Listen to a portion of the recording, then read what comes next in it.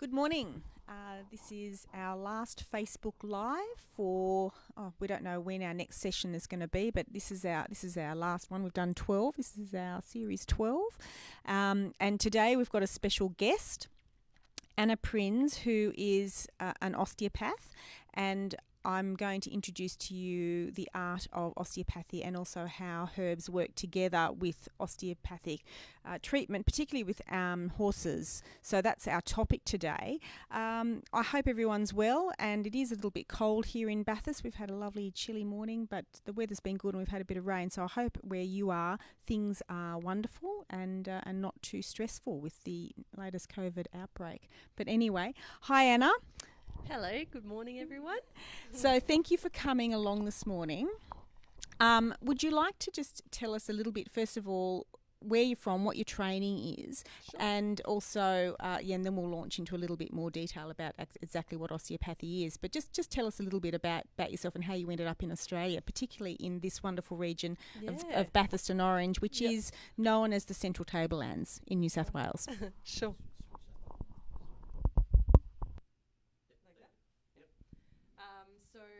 So I'm from France originally. So I grew up there, did all my studies over there as a equine osteopath. So over there we're lucky enough to have schools that train directly for animals, so we don't have to go through human treatment before. That's very interesting. In animals. So I did 5 years of full-time training there. Now it's working. Sorry about that. That's okay. Yeah. And then I decided to come to Australia for a little holiday, as we do. And then I just never came back home. So I fell in love with the country and just enjoyed it here and decided to start my business out here, and looked like it was well needed. So Well, I think we're very lucky to have Anna with that, because it's a quite a long course that you have done. Yes, it's it is. 6.5 years. 5 years. Oh, it's 5 years, 5 is it? years, Okay. yep. And what's the focus of the course when you're looking at it? So it'd be anatomy, physiology. You really work on everything, because you need to know the animal from the inside out really well to then be able to do your diagnosis and know what's what you can work on, and also know what you can't work on, because it's very important to know when it's time to refer to other professionals as well. We work with professional like vets, farriers, osteo. So Herbalists.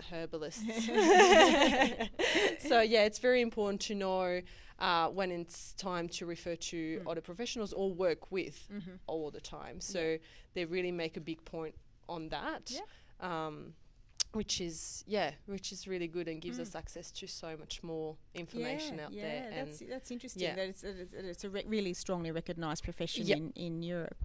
Okay.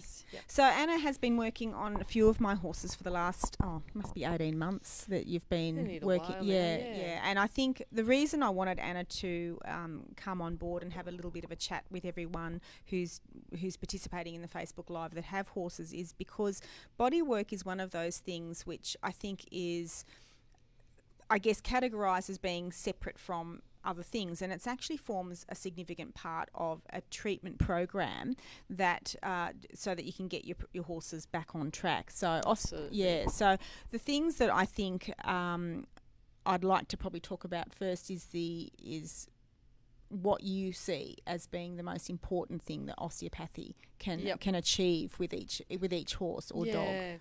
So it's hard to say the one thing that's most important. I think one thing that's really important to realize is that horses are not just made of joints and muscles. There's so much more to it, and the techniques we use, we have access to really the whole body and the impact it can have on also their digestive system, their behavior, their wellness in general. So it's just depending on the cases. Like you have young horses that it's really good on young horses because they need to do so much growing, and sometimes we start them early and put them in some quite hard work and intense work, and that affects the way they're growing, and it can create real issues later on. So it's very important to follow horses from as young as you can, like, to really help them grow. And I think that's really, I think that's a really important case, because Anna's been working with two, well, she has worked with all of my horses, but the two that come to mind is my stallion Remy and also Mr. Miyagi, who you've been working with. And Remy was interesting because when I purchased him as a 5-year-old, he was quite underweight. He still had a lot of growing to do. He was about 17 two hands when I got him, and he was really quite poor, and so his core structure was quite low, and so he would constantly fall over in the paddock, and he was injured on a regular basis, just very clumsy, falling over with his big long legs. And the other thing that I noticed with him, and you'll notice this if you're observing your own horses out in the paddock, and I do that a lot. I spend a lot of time looking at what my horses are doing naturally in the paddock. How are they interacting with each other? What's their structure when they're even urinating? And Remy, for example, used to do a very unusual position when he was trying to go to the toilet. So his one leg looked like it was okay. The other one would almost be collapsing and falling underneath himself because he couldn't stretch it out and be strong over the back properly. Exactly. So these are things that were very obvious to me when I first got him. And so we've had to work over quite a long period of time. Yeah, it's definitely something that takes a while. Like, we can't expect to come and just do one treatment and fix everything the horse has been carrying for years. That's right. So it is definitely a long process, because we need to give time to the muscles to get better, to the body to find its new balance, and the horse to accept that new balance as well. Yeah, and I think just to maybe to make that a little bit clearer, the thing that I noticed the best, because you don't do what I call crunching osteopathy. Yeah. You do almost like a fascia release and like a facial kind of soft, gentle kind of treatment. The thing with osteopathy is that we have all sorts of techniques that are often a lot softer but very powerful. Yep. We trained 5 years because we actually teach our hand to be able to feel all the little movements happening deep into the body. So it's movements that we can't actually see from the outside, but the body, the cells, the fascias, everything is constantly moving and changing in the body. So it's those little movements, we're not naturally able to feel them, but when we train for years, you start being able to feel those movements and work directly with the tissues. So you can actually access things a lot deeper in the body without having to do any crazy manipulations or adjustment that can be quite uncomfortable for the horses. Yeah, and I think that the thing that I liked about your treatments was because I've often come from a more a softer side, like Bowen therapy and things like that. I really liked Anna's treatments because of that. And my understanding, and you can correct me if I'm wrong because I'm not trained in this, but my understanding is as you're improving the glide factor, particularly around the fascia. And I did see a seminar with Dr. Kerry Ridgway, and he was saying that the fascia needs to be considered as if it's one complete organ with the muscles contained within it. So the connective tissue is basically one thing. Yeah. And when the tissue is one thing, it makes perfect sense that by affecting one part of the body and improving tightness in one part of the body, you're affecting the entire system. Exactly. So that made complete sense to me, because I am a holistic therapist and I'm very much into how everything is interconnected. But the other thing that I find really fascinating is it's improving the connectivity, not just through that one system, but through all systems. Absolutely. Because I've often talked about how herbal medicine improves the communication between cells and other functioning organs, because that's the whole key, again, a whole key thing. We have to see the body as an ecosystem. We have to see the ecosystem as having these communication pathways, and we need to open up those communication pathways. So in a way, if there is a block or massive bruising or tightness or scar tissue, that is going to block the way the body is actually healing. So Absolutely. We need to break through some of that. So I see that's what you're doing. Yeah, it's a lot of that, and often so we got to remember that yes, something happens, an injury, or the horse is tight on one side naturally, and that brings a lot of tightness, and obviously yes, it's going to affect the whole body, and a lot of the horse is just constantly going to compensate through his body to try to still get along as well as he possibly can, but all those compensations coming to a point where there's nowhere to go anymore. So it's very important to reset everything and bring the horse to its good balance again, and just absolutely help. So what we need to improve is that proprioception. So that's why there's also therapeutic exercises that you would recommend as well. And that's the other thing that I'm very interested in, and which is part of my classical training that I try to do, is just by understanding where the footfalls are, using things like surefoot pads and things like that you can actually balance the horse and get that horse's equilibrium right. But the interesting thing is, and this is I think what you were saying to me before about retraining, that how the brain has to basically create new neural pathways. Exactly. Yeah. When the horse been functioning moving a certain way for so long, the body's just so used to it that when you start bringing changes, it takes a long time for the body to accept that and adjust around it. So and that's why, like we were saying at the start, it's important to do real follow-up on those cases, and we can't just fix everything in just one treatment, because the body takes a while to recreate all those new connections and reorganize things. That's right. And I was just saying to Anna before we went live that Remy is now under her guidance, and also with the herbs and strengthening and building up, we've now got him coping with his life in a paddock, because I don't have my horses completely stabled. I might bring them in occasionally, but I'd prefer them to be out in a bigger paddock, in a more natural situation. And now he can run around the paddock, and I'm not so scared he's going to fall over with his big lanky legs. So he's not injuring himself as much. So he certainly is much more balanced. And now when he's going to the toilet, there's much more evenness over his back, and there's a very evenness, with his strength behind. And when I'm riding him now, I do a lot of just gentle walking, making sure that his shoulders are in front of his pelvis correctly, and doing correct footfalls. And it's all just at the walk, and I do left and right. And so it's very much a therapeutic process. So before we start doing any major cantering work even, and any kind of, really quite serious training, like maybe more shoulder in and that kind of thing, I'm just starting with building up that core stability and this is the beauty of having someone like Anna, who can actually assess what's happening from your own training sessions. And of course, coupled with that, we can then implement things like our tendon and bone formula to help repair. Because that's really important to support the body in those changes too, because it means the horse moving a way he hasn't really moved before, so muscles he hasn't really used before, ligaments and tendons stretching away they haven't properly done before. So it's very important to then have the herbal treatments to help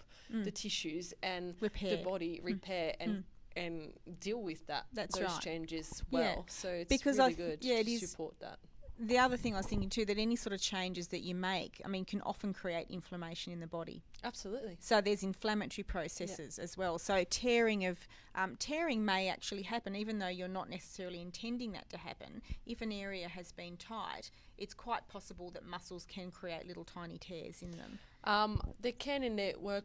The way when I treat them, though, there's really low chances of that, because we really work with the tissues and go as far as the tissues can at a time, and then when they start moving the right way, they're slowly going to stretch, and that so we give them the opportunity to start moving and stretching the right way without forcing. That's really interesting to know. Extra stretching and then risk to make little injuries or things like that. So it's really, that's why this soft approach is so good, because we really work with the body and with the tissues. We're not fighting against it. I think we're really working with it. That's the key thing, isn't it? And and that's why, again, mentally I always work on relaxation. Yeah. Because if you're mentally relaxed with your horse and the horse is mentally relaxed, then everything that follows through something like a treatment that you're doing, it creates that whole organism to be much more able to heal. Yep. And again, by using the herbs, where the herbs are coming in to nourish, and the herbs can do a number of different things. Absolutely. Like I say, we can work on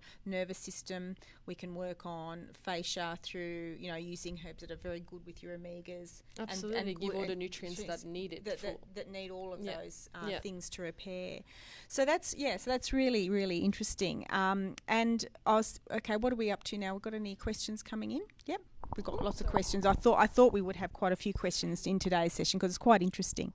So this is from Wrangler Jane. My Max has been diagnosed via veterinary ultrasound with osteoarthritis resulting from a fracture of the femoral neck and acetabulum.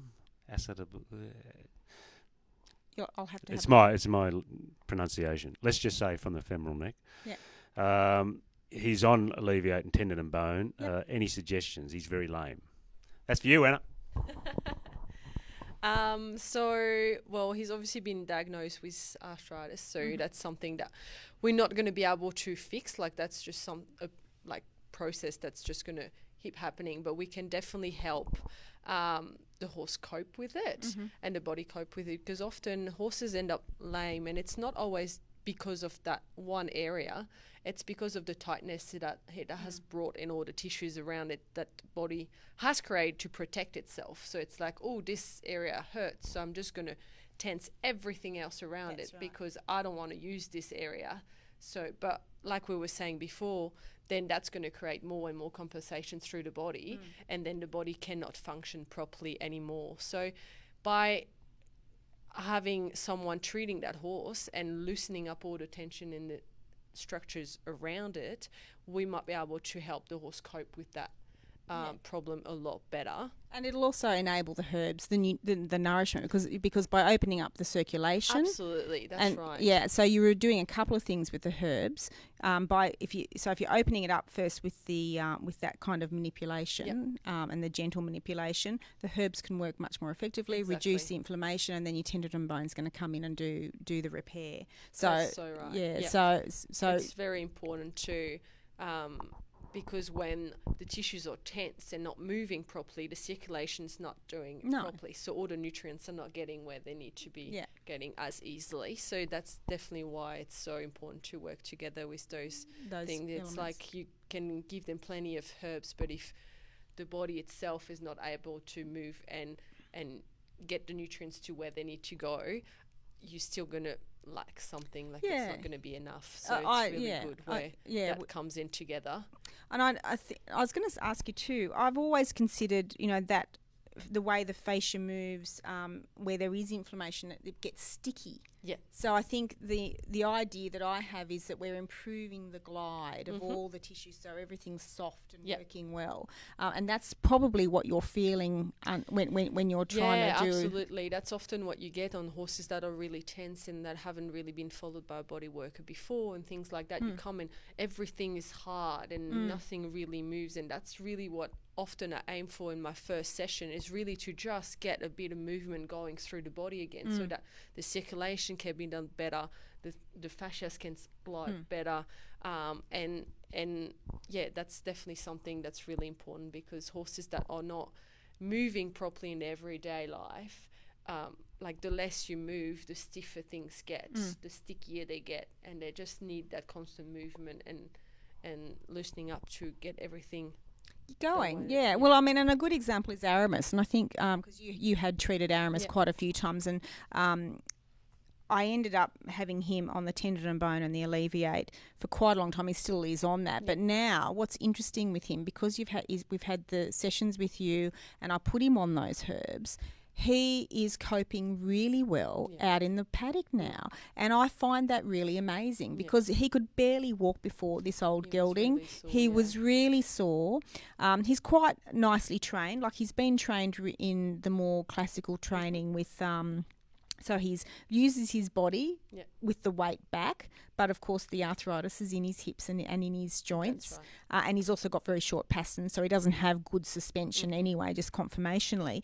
But what's interesting is what I'm noticing when he's coming down for his, evening little meal, he's just looking comfortable. And I thought to myself, isn't that interesting? Because he's had 6 months down in the front paddock without anything. Yeah. But before that, he had probably 10 months with some regular treatments with Anna and also our herbs. And really before, he was unrideable before. Yeah. He was so sore, he was unrideable. Now, it looks like you could actually just bring him back into work. Yeah, you could go for a trail ride on him. He looks quite balanced and happy, and he certainly doesn't have that, how they can pull up their little nose and they look a little bit in pain and their face looks like they're in pain. And it was one of the things I noticed with Remy when I first got him, because he was only a young horse when I got him. He looked 100 years old, this young horse. He did. He was really... He looked like an old man. In his eyes.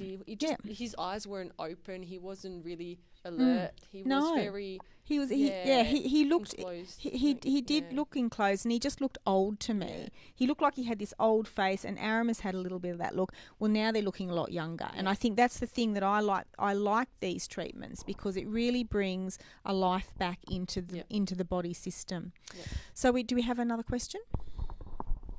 Thanks, so if Jane, we have by the way, for that question. If we have a young horse, if we buy a young horse like a yearling, is it worthwhile getting an osteopath like yourself, Anna, to look at them or start a treatment program or do something like that with a young horse? So that's a good question, and I think a lot of people are not so aware of when it's important to start getting your horses treated, because we think, they're only young horses, they haven't done much, but they actually have done a lot because they're growing such a long process, and they're such big animals that there's a lot happening. So that is one thing. So it's very important to start treatments quite early. Also, they're out in the paddock, they play, they run around their horses, so they're like hurting themselves here and there.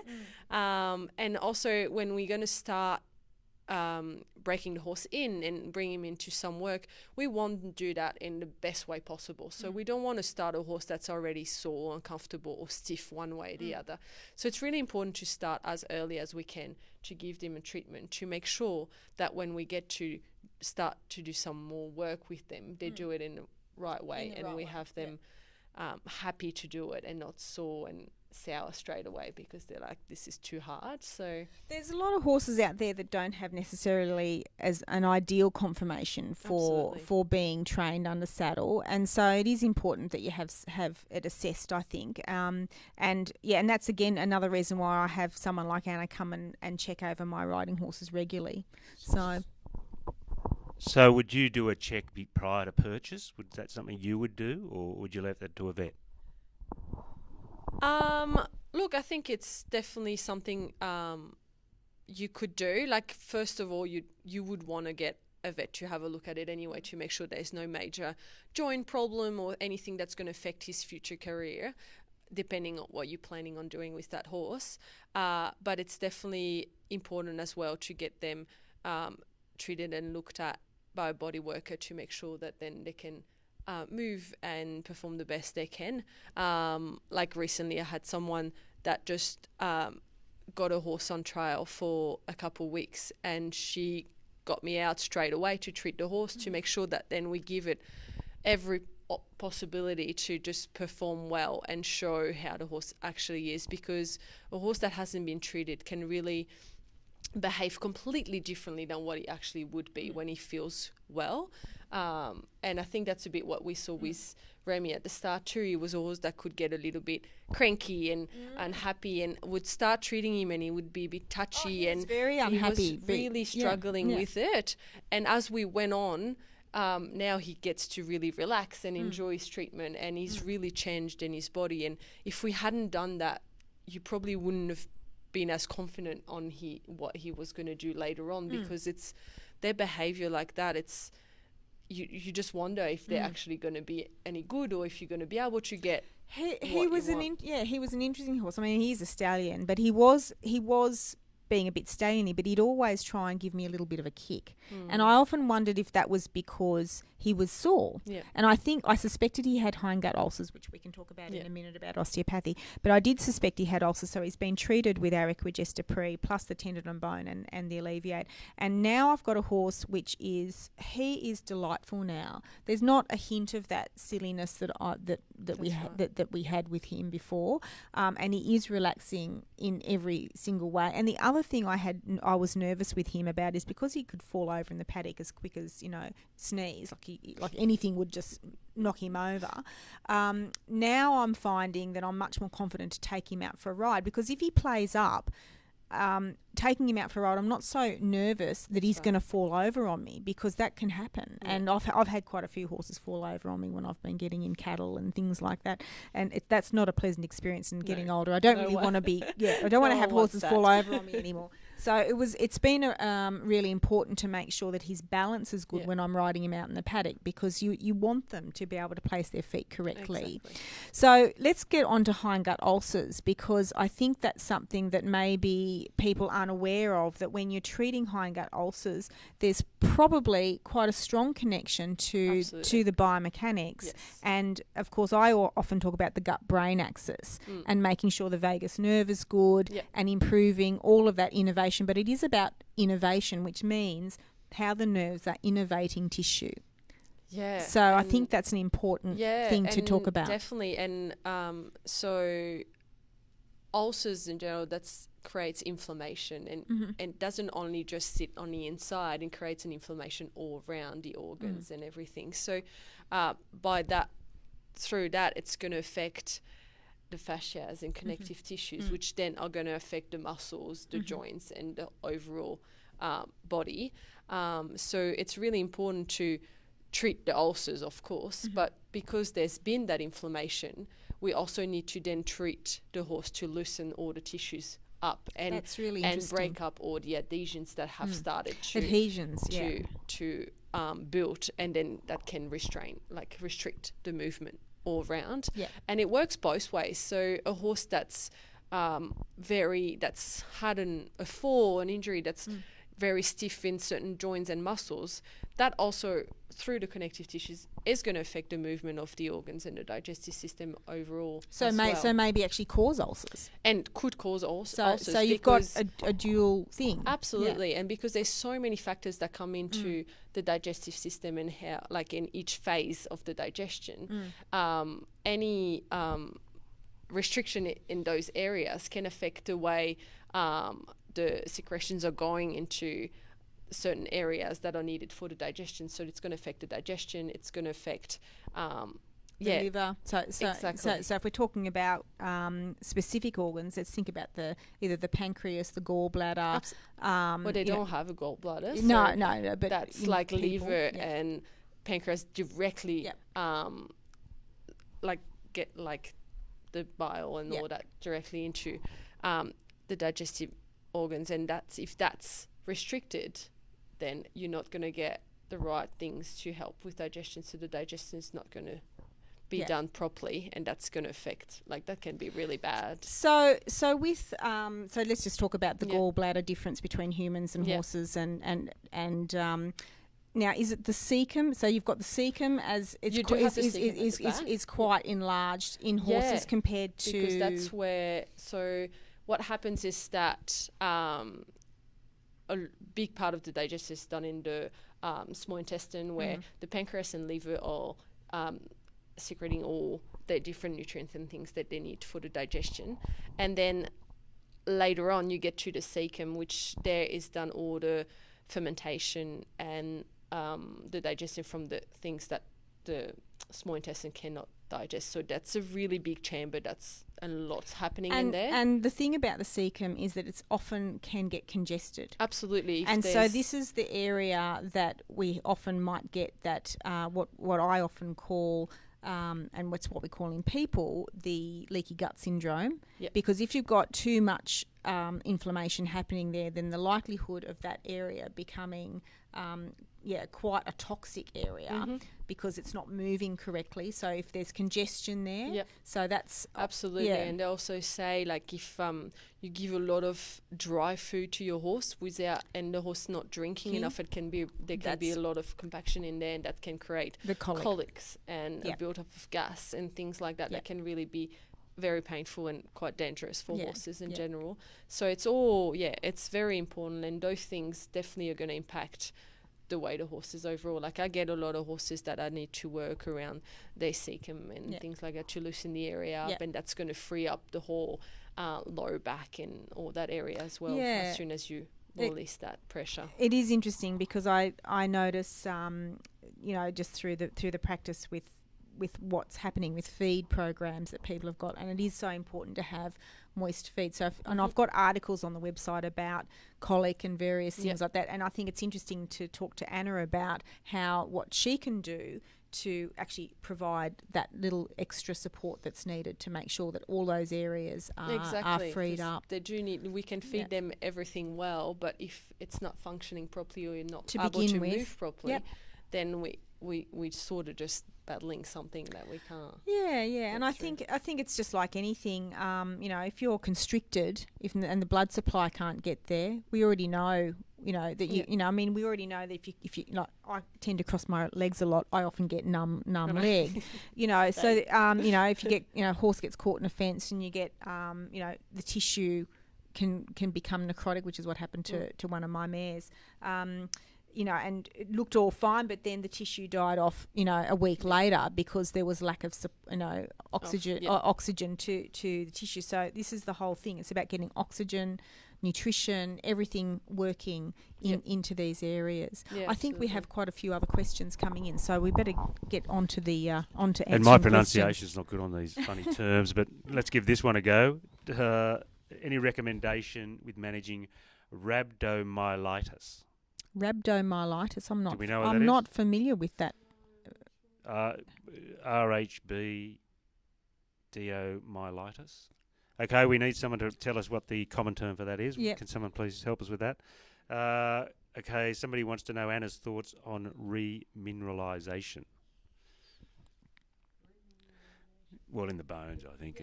So let me see if there's another one while we're here. And Ross River fever, is there something we can do? We've got a program for Ross River fever. Have you treated for Ross River fever in that? Because it does affect their movement and whatever. Absolutely. Already just with remineralisation. I'm not really good at saying that word. That's a bit. But I think it comes back to what we were saying before, that if we free the body up and make sure that circulation and nutrients are getting where they need to get, you definitely have a better bone consistency as well. And especially in young horses that are growing and all that, we need to make sure. But also, again, very important to have a good herbal support as well with giving, with bringing in all the nutrients in that, because there's often they're not often out in paddocks where they don't have access to everything they would in the wild. So it's very important to support all that with. Well, I think in terms of remineralisation, and I'm thinking of things like ring bone, splints, things like that, and maybe even any degree of maybe navicular, things like that. And what I find is that the herbs, when used, like at the dosage that I recommend, particularly the tendon and bone formula and something like what Anna does, you are going to get a much more normalisation of the bone tissue, because that's the whole aim of those herbs. So you do have to make sure that your nutrition is correct. I'm just thinking more along the lines of high oxalate pastures. We don't necessarily have that issue with oxalate pastures here in the Central Tablelands, unless you've got high levels of paspalum. There are a few pastures around that a little bit, but generally you don't have that problem. But if you're on the coast, you are going to have those issues with the robbing of the calcium, the magnesium elements. So you do need to make sure that you've got that done and supported properly, either through diet or through your mineral mix that you might be using. I know there are a lot of proper coastal mineral mixes, but in saying that, they in and of themselves are not necessarily going to be providing you with enough of that support to really balance out those things. And that's where the tendon and bone would come in handy, and in something like what Anna is doing. Thanks for We've the got an question. explanation of Okay. rhabdomyolysis Yep.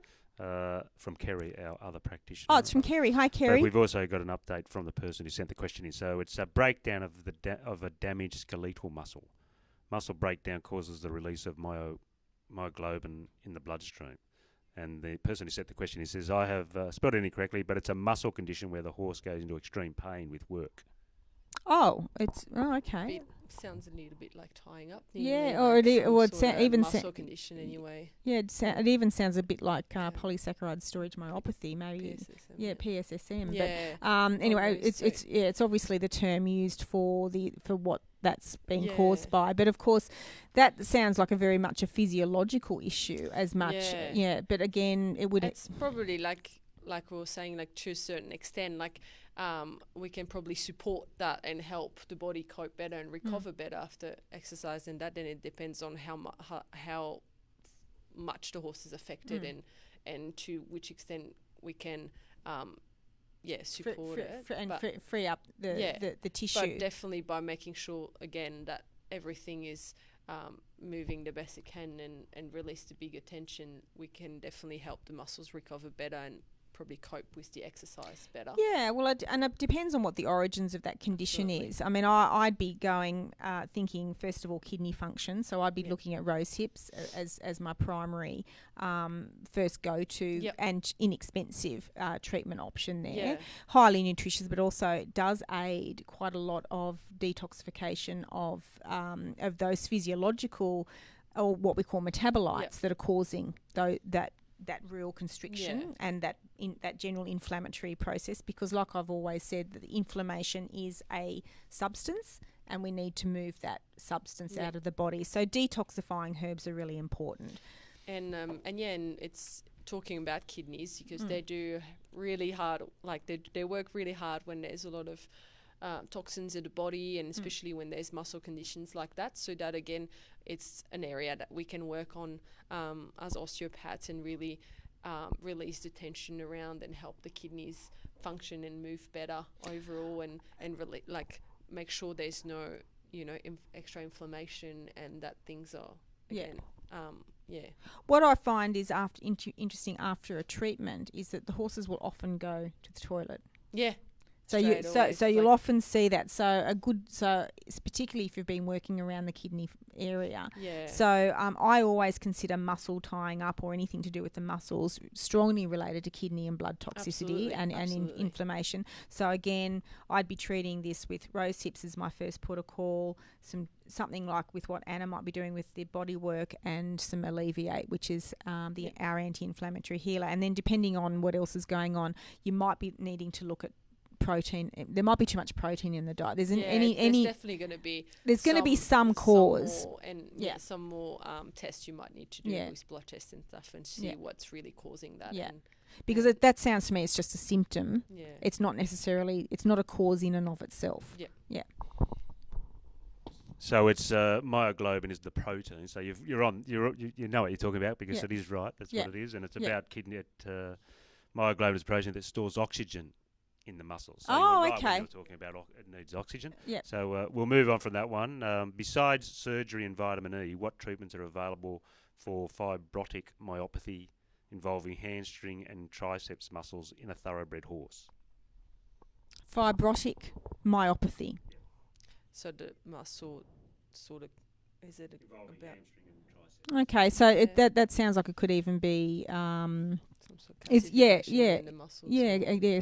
degree of muscle. So so that's again a bit of a condition that obviously the horse is having, whichever is causing that. But again, we can definitely work around the muscles and have them be more like looser and freer, so that they can recover better, but also work on the rest of the body that is not directly affected by that, but that will compensate and can have issues due to that condition. I think the thing is with these structural conditions, there's always a precursor physiologically. Usually, I mean, you've got your structure and function. So there's a structural physical factor, and then there is the actual physiology that's going on. So there's the metabolism that's at play. So what was this condition called again? It was a fibrotic myopathy involving hamstring and tricep muscles. Yeah, so without again knowing the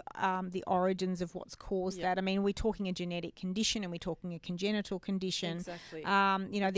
You've when you're trying to work on any of these individual conditions that are named or diagnosed, often the diagnosis is a set of symptoms. They're not necessarily looking at the cause. Yep. So from our perspective, we like to look at the cause. What's causing that and why. And looking at that deeper. That is the horse is born with, and that we're not like going to create miracles and fix all the things, but we can definitely support and help. And you can certainly mitigate the more dramatic impacts of this condition. Exactly. And again, what herbs will be doing is coming in and nourishing and underpinning whatever's going on there. So again, that would be a question I'd probably want to ask a bit more about. Yeah. Do a bit of research on what that condition is and look at the deeper causal factors that are going on there. What can you do with a horse that has an injured sacrum? And first of all, tell us what an injured sacrum is, because I don't know. Well, that again, it can be, so the sacrum is a bone. So an injured sacrum could be if there's been a fracture or an injury directly to it, or we can be talking about sacroiliac, so the joint between the sacrum and the pelvic bone. So the sacrum is a very important area, and sacroiliacs are very important in the back end. They move, they really help in the whole movement of engaging and using their back end properly. So again, it's depending on what's the injury or what's the sacrum problem there. Like every horse is different, and I'd have to go and have I think look at it. Yeah. But again, same thing. We can definitely work on the area. What's the function of the sacrum? Sacrum is really involved in the whole movement of the back end, in the bending and engaging, and it's a stabilizing joint too, isn't it? I mean, it's a stabilizing area, because I mean, if you think about what the bones are, so you've got your bones and then you've got your overlay of the muscle and the tissue. So you've got your frame, the house, and then we've got the cladding going on. So the cladding, for example, is your muscles. So all of those bones are, from what I can see, stabilising and keeping everything. Absolutely. So it's what everything's attaching to. And the sacrum is really what helps. Like the sacroiliac is really what's gonna help in the swinging of the back end. So it usually naturally moves as an 8, so it really swings along while the horse is moving along. So any restriction in that, we're going to really affect the way the horse is really moving overall in that back end, and being able to engage, sit, carry himself, all those things. It's really interesting when you're talking about biomechanics, and a good friend of mine, Dr. Raquel Butler, who heads up the biomechanics unit, I think, at Charles Sturt University. I mean, she's got some really amazing knowledge about movement and how, function and form. And I think the whole thing about what you're trying to do, what I'm trying to do, and what she's teaching actually vet students now is how important movement is, because that's what we're obviously wanting. We want healthy movement. We don't necessarily want hyperflexing movement. No. We don't necessarily want extravagant movement. Those things are not necessarily, they might look beautiful to an untrained eye, but to from a physical perspective and a health perspective, hyperflexibility is actually a problem. And that was one of the things that we talked about with Remy, who's got lovely movement. He's not, he could be, like, if he was given the opportunity, he could be exceptional moving and from a grandstand perspective, quite impressive. But health-wise, we see it as a problem. So when you're talking about things like individual bones being, strained or whatever, it is obviously impacting movement. Absolutely. But then if there is a scar tissue occurring and then there's a rigidity there, then you're going to have other compounding issues down the track. So it's going to over the time. So we need to free those things up, keeping this mobility. And I like your description of the figure of 8. Yeah. So is that figure of 8 what you would describe, is that happening just in that sacroiliac area, or is it the... So that's really how the sacrum moves. And it's the sacrum joints. actually moves like this. Yeah. In it this really nice follows swinging them. way. Yep. And if you're a rider, you can feel that when you're riding. Absolutely. Because and you can definitely feel when a horse is not doing it too. I feel that's like right. That's when right. they start just stepping up and down and there's no real swing to it, it can make a big difference. So, yeah, again, so it just depends a little bit what sort of injury is there. And an interesting thing that when I went to a clinic once with a nice lady from Germany, and she said, when you're riding the walk, it's 11 o'clock, 2 o'clock, and that fits what you're saying with the figure of 8. So it's my pelvis goes 11 o'clock and then 2 o'clock when you're riding in the walk. So there you go. Fibrotic myopathy is related to scar tissue on the hamstring. So you were just talking about scar tissue on the hamstring. Yeah. What would you recommend to support a horse diagnosed? We've got some great names coming up today. Via radiographs with a fractured navicular bone. The injury is an old one, supported by supplements. First, tell us about the navicular bone for us people that don't know anything about that, and then how you'd support it. So, the navicular bone is a very important bone in the foot, and if there's been a fracture there, we're already not in a very great situation. It's definitely be interested to know if the horse is actually lame or in which in what stage it is. Again, I think we can really support it with herbs and stuff, but it just depends on what you're looking for with that horse. If you're looking into trying to ride it, or if it's a horse that's just out in the paddock, it's really hard to know in which stage we are here. But the navicular bone is really a very important bone. And the horse that is not actually really good at, we can't remineralize it. Like it's naturally just demineralizes naturally with age, and that's you'd be surprised to know that we can remineralize it. Yeah, because it's harder. It's a harder area. It's much harder to get to.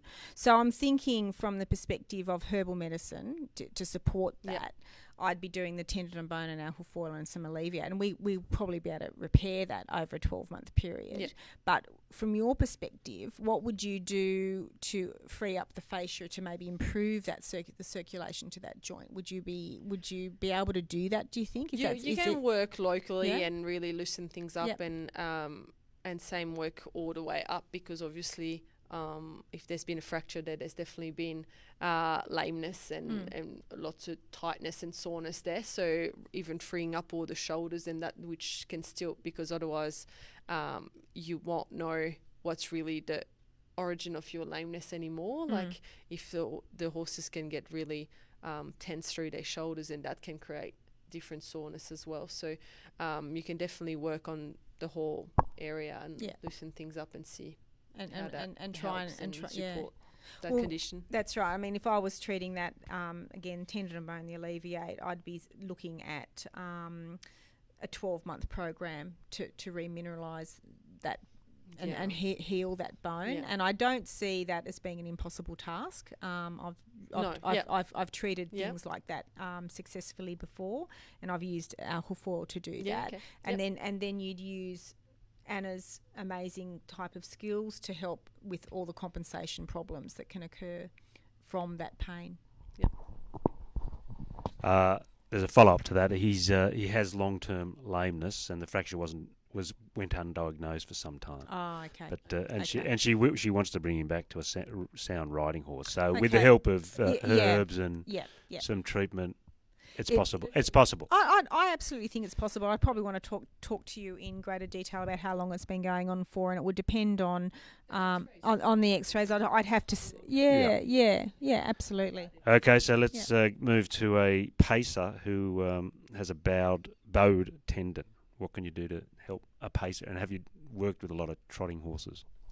I have worked with a lot of trotting horses. A bowed tendon, naturally, it's like definitely give it a bit of rest and treat local treatment with hosing and obviously herbs that are going to help the tissues. heal, we can also, as body worker, again, work directly on the area to help the tissues move properly and heal the right way, because often they heal in a big knot and then we lose all elasticity in those tendons. So we want to make sure that we help them heal the right way so that they'll be able to function again properly. And again, like by working on the overall body, making sure that everything is moving and helping the horse, because obviously the horse is going to be quite sore on that tendon, and we need to make sure he can compensate by releasing the pressure on that one leg. So we need to free up the body so that the horse naturally can compensate for it. And then when this tendon will be healed and the horse starts working again, we need to like follow up on the treatments then to make sure that we help the horse bring the weight back on each leg the way it should be and bring back the balance that they really need. Which I think that's a really good approach. And the thing I'd be doing with the bowed tendon is, because Anna pointed out rightly that the issue is with tendons, where the damage has occurred, that's where you get your primary scar tissue.